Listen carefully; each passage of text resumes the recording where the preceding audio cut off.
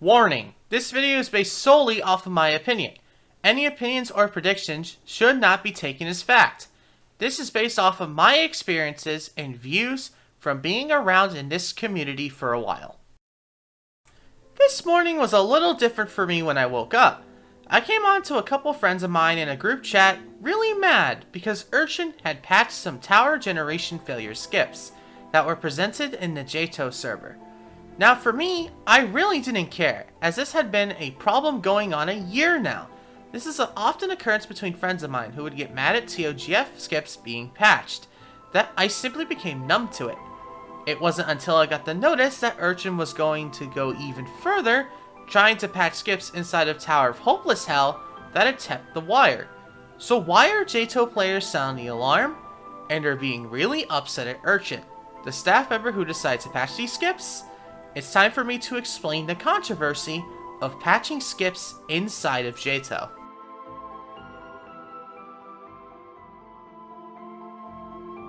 Skips in JTO always kind of exist, and if there was a skip that caused the problem, it kind of got patched and nothing else came of it. But however, that changed upon the release of Ring 8. In order for you to understand why all these skip issues came to be, we need to explain the tower that started it all. Tower of Generation Failure. This tower has progress and gameplay going all over the place, and each floor is filled with gameplay everywhere. So because of this, there were skips everywhere. To make matters worse, this tower is known to be incredibly unbalanced. So if you found the right spots to skip, it would make the tower's catastrophic difficulty tag become more or less trivial. And well, sadly, that's kind of what happened with the tower's first victors. They used major skips inside of the tower, and in doing so, butchered the difficulty of the tower really hard. So therefore, someone was going to step up and try to solve the problem of TOGF's difficulty being butchered. That person was Blockerman666. Blocker went ahead and patched all the skips that the first victors of TOGF used, but he didn't stop there. Blocker went to many people's eyes simply way too far. Not only did he patch the skips that were major, he was patching every single skip people found that were being sent to him. Every single one. This caused a somewhat domino effect, where Blocker may have patched some skips, but due to how TOGF is designed, people only found more, and they kept them a hard secret. So players who did eventually tell Blocker where they were, they got extensive hate. So people who wanted to play or do anything TOGF related and publish it publicly, it was a pain in the butt if they used skips. Pretty much every single person playing the tower did use some sort of skip to try and make the really unbalanced and frustrating sections more bearable. Blocker would just go around and patch the skips they used, and it only made the player base more frustrated. Needless to say, all this skip patching did not work. People just found more and more skips and went ahead and used them in secret. Blocker also went ahead and did a similar, albeit less intense version for this in Tower of Elongated Runs, the game's current hardest tower.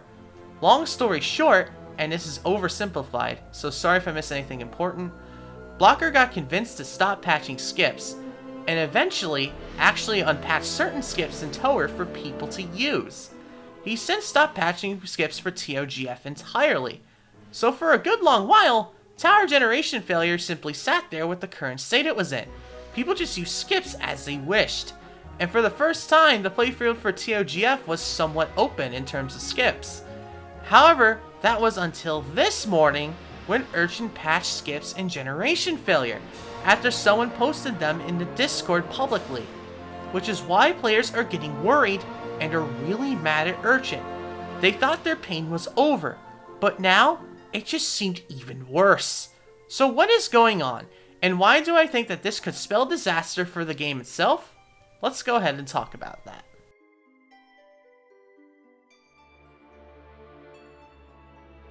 The real issue is the damage in terms of skips for TOGF.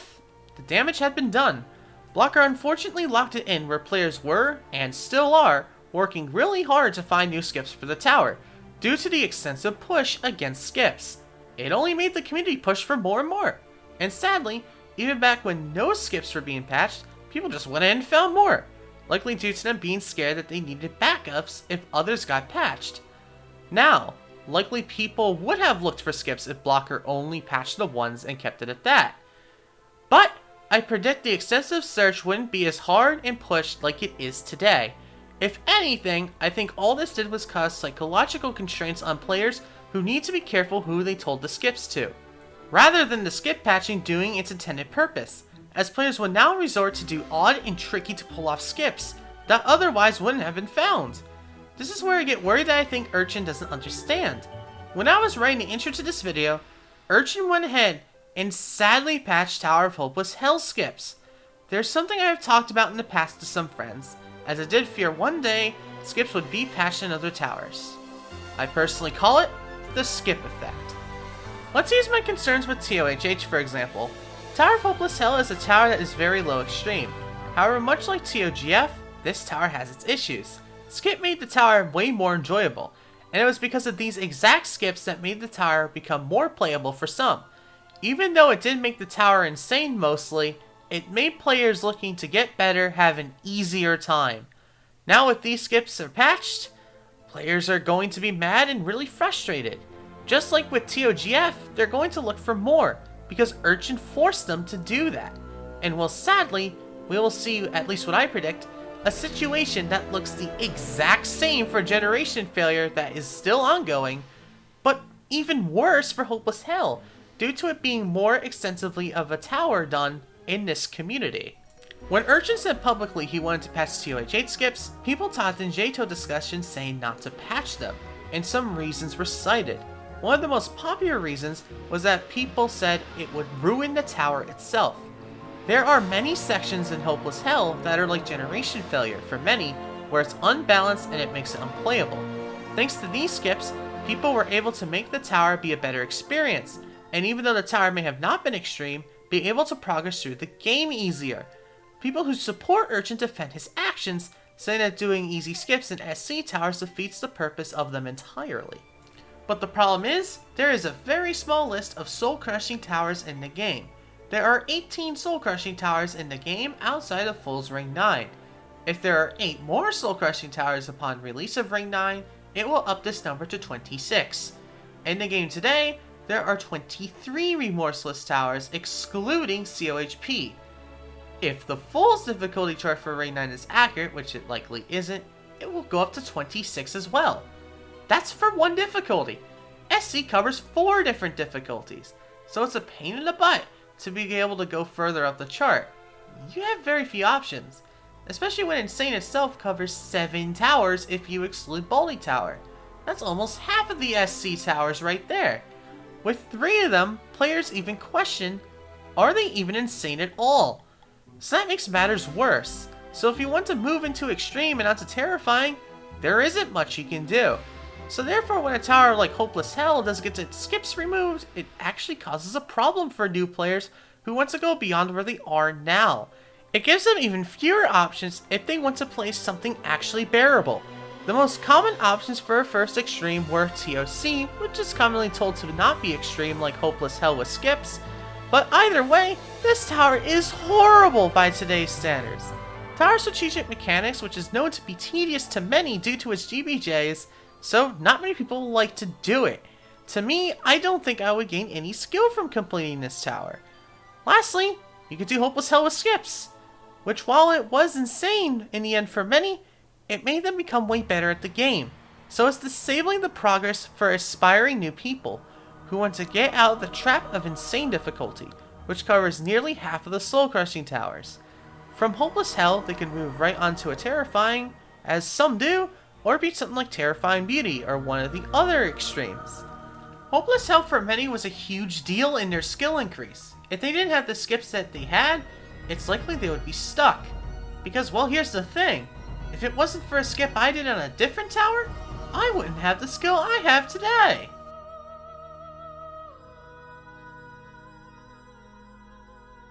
Everyone has that one tower that cracked the code, so to speak, where after they beat that, it was the final piece of the puzzle they needed. For me, that was Thanos Tower. After I beat TT, I became way better at the game. I did it as my second soul crushing after Toga. And then I went ahead and knocked down TODC and TODT in the same week, like they were nothing. If there was one big skip that was patched, I probably would still only have Toga beaten. On floor 7, you can do a skip that sends you right to floor 8. It skips the screen punching and rage tower crossings. While this skip is definitely, no question about it, a big one, it allowed me to get to floor 8 without having to do that garbage tower crossing section. Therefore, the tower became more tolerable to play, and I was able to get to floor 8 easier, which is the hardest floor of the tower. It was because of this skip I was able to beat Thanos Tower. If I had to do that tower crossing, I would have likely quit playing the tower entirely. This is why I think skips are actually a good thing. It enables players, even though not intended, to skip a part of the tower that causes problems for them, to be able to get to another section which actually might help them get better at the game. This is how I see Hopeless Hell. Doing it with skips is an extremely useful tool that can help players to get where they need to be. As with very little options, you might have to play towers the way they were not intended to gain the skills that you need, which gets me onto Ring 9 itself.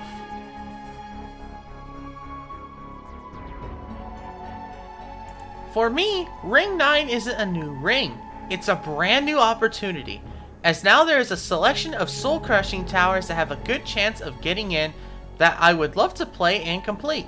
Based off of my predictions, I made a list of what towers I wanted to do to beat my first terrifying tower. Like many others, I included TOHH skips as an insane difficulty part of my itinerary.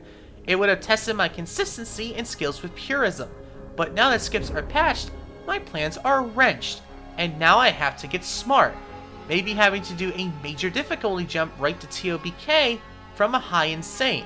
But let's be honest, the way I beat TO AAA doesn't count as extreme. I do not want to do a major jump like this. But it seems like I have no choice. You might ask, will Ring 9 fill the gap that Hopeless Hell once took? That's complicated.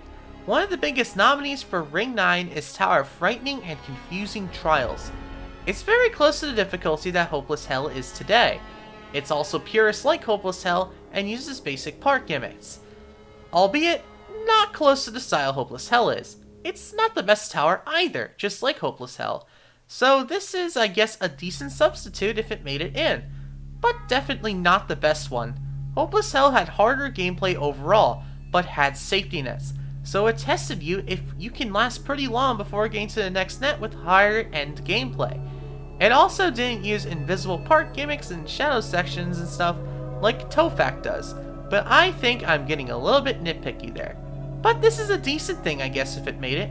Tower Pure Torment is a tower some want to see, but I think there is no way in hell it's making it in, with 99% of the people I would talk to thinking the tower is trash. With these skips also being patched, and Urchin even saying publicly he wants to patch TOTL skips, but from my understanding he will be patching LHJ skips, which I think is a very good compromise, so I'm not going to complain there. I actually think patching LHJ skips is a very good thing. LHJ does tons of damage in terms of skips, due to creators back then using old numbers of what they thought was impossible to jump over.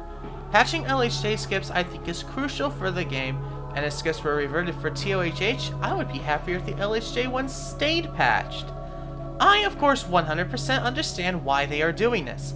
MyFart says it the best. They want towers to be at their intended difficulty, which I think is fine, but I think in terms of player progression it might be an idea to keep these skips. I am even questioning myself. Is it worth trying to get better anymore? If I find a skip that is helpful for my skills and it gets patched with few options, I might be trapped. With me having to do TOGF I want to go in the high end in the future, if I can't do skips to make it more tolerable, why should I bother? It makes me question, do I want to play the game anymore? Should I quit as a player? Unfortunately, others have also thought similar things. To them as well, they think it's worth leaving, even temporarily though. Koman has left temporarily and is waiting for Ring 9 to release, which shouldn't be too far away, citing the skips being patched as his reason for leaving. It doesn't help that people who are for these skips being patched have also been rude to us people who are negative toward them. And such, it makes motivation even worse. Koman even said in his video description about this. When this was shown to a group chat I'm in, TC Roblox also thought the same thing, saying the J-To staff team are making the game hell. I get it that J-To is meant to be hard, but in terms of soul-crushing towers, when there are so few options, If you delete those options, what's the point in going further? If it's just going to be unfun and I have to play something because that's all I can do, when knowing that people use skips that made the tower more fun previously, why should I play?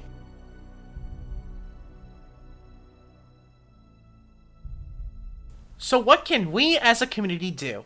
I hate to say it, no matter how much we may cry about it, they are likely not going to revert the TOHH skips. And well, I believe we will see TOGF-like issues come into hopeless hell. Urchin from my eyes opened Pandora's box. People are going to try and find more skips and just use them. No matter how many Urchin patches, it will only make people try to find them more. This process will repeat indefinitely. I know that there are a few creators in this community that are insanely skilled and intelligent. I have something for you guys. One of you, make a good soul crushing tower that is purest or barely uses client objects. Just something that is very high insane or low extreme. Going into low mid extreme as well could be a good idea. Have it be a little bit on the longer side and make it for zone 5 so that the gap can be filled. And then players can go right into Bloodthirsty Kinos next if that made it into ring 9. And then, if they want to get better at client objects, they can give Terrifying Beauty a shot. And from there, they could probably do a Terrifying. We need to patch gaps to make the game more fun. If Zone 5 also had a mid-high Terrifying that was fun and enjoyable, that would be awesome. You guys, our builders, are what make JTOW possible. And since Ring 9 is going to let tons of aspiring new JTOW players beat soul-crushing towers and get better at the game, gaps need to be filled. And with TOHH gone, the effects I think are going to be huge.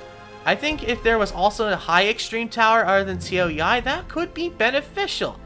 This could be for Zone 6 and can be for later. To tower builders, that's for you, our beloved JTOW creators, to fix it. Sadly for TOHH, what was once a lifeline and necessity towards getting better will likely shift into one of the most forgotten soul-crushing towers in the game, due to its gameplay being very unfavorable, skipless. Thank you all very much for watching. I know this upload isn't my best one, especially due to my bias and point of view, but I hope you guys understand. I was also worried that Urchin was going... I was also worried that Urchin was going to go even further, so sorry if this video isn't the best quality either. I only made this video in a couple hours. Nonetheless, I hope you all enjoyed it, and I hope to see you all later. Have a good rest of your day. Goodbye.